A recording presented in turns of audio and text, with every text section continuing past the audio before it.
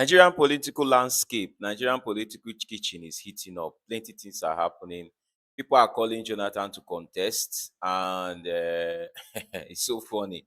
And Jonathan, some people have gone to court on behalf of Jonathan so that he will contest. Imagine drinking Panadol in somebody's headache, and a lot of things is unfolding in Nigerian political landscape. Kwankwaso, Peter Obi ticket. This week and next week is going to be the climax because primaries, a lot is going to unfold this week. The political landscape of Nigeria is turning to what is not obtainable in other climes. In some countries, what is happening in Nigerian politics doesn't happen. So let's just listen to analysis. Let's listen. Let's undertake this journey. Nobody saw things like this. We now have an NDC, a third major political party now. Initially, it was APC and ADC. Now there is a NDC, and we're seeing massive defections into the NDC and into the ADC. El Rufai's son has left the APC, joined the ADC. We're even hearing that El Rufai, who initially told us he wanted to contest, maybe deputizing one of the southern candidates, either Mr. Peter Obi or Jonathan, if he indeed the court welcomes him to be part of it. Jonathan is going to be appearing in court very soon to know if he is going to be legible. And this court going of Jonathan, it's not Jonathan that went to court, it's people that went to court on his behalf. So because according in Wari amended the constitution that the president and governors, you take oath of office 2 times. You don't take oath of office more than 2 times. Don't It's no longer tenure, it's oath of office because you can take somebody's tenure, complete it. Probably if somebody becomes president today and tomorrow the person dies, that means the person have 4 years.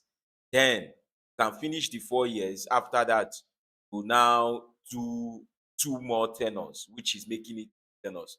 But Buhari amended the constitution that once you take the oath of office of that person that died, then you take another oath of office that marks the end. So president and governor take oath of office 2 times. 2 times. So people have gone to court on behalf of Jonathan for the interpretation and everything. So it's still unfolding. Is going to be appearing in court very soon to know if he is going to be legible to contest the elections. Some youths met with him today to say you need to come out and contest these elections. But let's look at the backdrop of the situation, the backlash that has been received. Demola Olarewaju, Article's political advisor, spokesperson, has come out to say, let's stop abusing this man. Yes, he has left, and let his betrayal or whatever judge him. Others are saying that people are going to leave him. Some group of political or some group of obedience say they are disbanding the structure. They're expelling Peter and Yunus Atanko. Yunus Atanko has come to say that's not true. We're hearing quite a lot of talks in the polity. But the APC and the president stands on the fact that they will win this election. They have expressed confidence in winning this election. What do you think with what we're saying? If you're joining us on YouTube right about now, you will see a video currently playing there. Monies are already exchanging hands. Monies are being given to people. I don't know if the opposition political parties will toe the same line, but the people who are complaining of the hardship in this government, are you sure they would not still vote for this government in 2027? Esther, Sir? I don't think so. I keep telling you that Nigerians have woken up. Because if you check what is going on today, it was not like this in the past elections. Okay. People are now realizing that they need to free themselves and free Nigeria. Because the ruling party, they don't mean well for you and I. The way they are going and the things they are doing have shown Nigerians that they don't mean well. And so this has made Nigerians to say, no, we are going to do things differently in 2027 so that the hardship will stop. I am very, very sure that APC they will get the shock of their life by 2027 because they can't do all these things and get away with it, Esther. What APC have done to Nigerians in these 3 years, going to 4 years now, they can't do all these things and get away with it. It's not possible. Nigerians must show their anger at the ballot box. They must tell them that no, this cannot go on. And that is what happened. That is why the Western world became who they are and what they are today. They keep changing their leader, those who don't know what they are doing. And because of this, now any leader that come want to improve on what he met on ground. That is how they came to where they are today, Esther. If you have this kind of behavior, especially from the electorate, I am telling you, leaders will sit up. They will definitely sit up, Esther. Everybody that come would want to improve on what he met on ground. Then when he now leaves, the next person will improve on what he met on ground. When that one leaves, another one want to improve on what, so that with it now, consistently, Nigeria will not grow. No one political party or one president can make Nigeria become paradise. It's not possible. It is something that will happen for a long time, and with the consistency.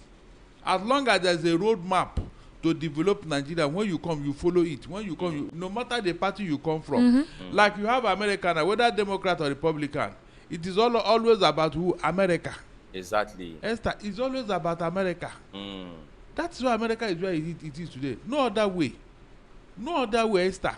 And so we are telling these people, this money, it must stop. And electing people will know their character and their antecedents. It must stop. Those who don't, we will know who they are and what they represent. We should stop allowing them to have a say in our lives. We should stop allowing them to get close to the corridors of power because of what they are going to do. They will abuse it. They will abuse it because they have nothing to offer. And so when we do this consistently, Esther, I am telling you, leaders will wake up. They will now know that the people are no longer smiling. Exactly. And so when they come into office, they will do that which will benefit the people, and not what will benefit their few cronies. That is how things are done. Well, but what will you say for parties already sharing money? Today, the supporters of the APC were seen. If you needed, if like I said, if you're watching us on YouTube, you're going to see the money being displayed on the table by barrister. People they suffer. People they suffer. These people just say, I've told you we need to set up a political party, barrister.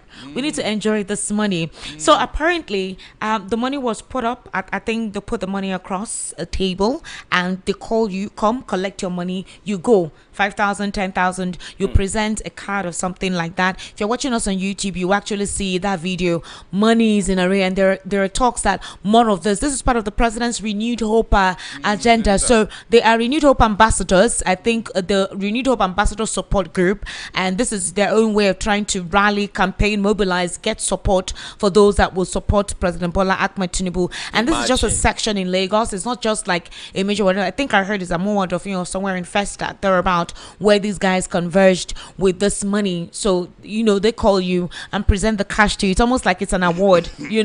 Oh, thank you for supporting us. Thank you for preaching the gospel of renewed hope. Thank you for preaching the gospel of the All Progressives Congress. Thank you for preaching the gospel of Bola Ahmed Tinubu. So you see the ladies there, displaying the money all over the place. And their talks and more is expected to happen, not just with the APC, also other political parties. That's the kind of, politics that transpires in this part of the world, money This is politics. serious. And that's why I'm asking you, barrister, in every certainty that with what we're seeing here and how poverty has been weaponized, hugely weaponized, barrister, I'm very, very serious that persons votes could be bought with malt and gala. That's how bad it is. So are you telling me that when these monies are displayed, that people would not, even if they supposedly have a good conscience, they wouldn't sell their vote? In the former AMAC elections, there's a young lady who said that she's not voting, that her vote does not count, it makes no difference, that this is where she makes her money, that she needs to eat food. So she's selling her vote for 10,000 naira that day. Anyone who wanted her to vote needed to give her 10,000 naira. But this is what we'll see all across. No, this is a one-off thing. It's not the majority opinion of people. It's not the majority opinion of Nigerians. They may collect these things and still do the needful on that day, because they have realized that this money they are giving them is to bribe them to, to go back to power and continue what they are doing. They know that this money is to buy their conscience and then buy their life for another 4 years. They have realized that this money they are giving them cannot even take them up to a week. And so what happened to remaining weeks, months, years? And so with time, all these things will become a history. But this is very pathetic. Very pathetic. Now I don't just understand. So they share money now.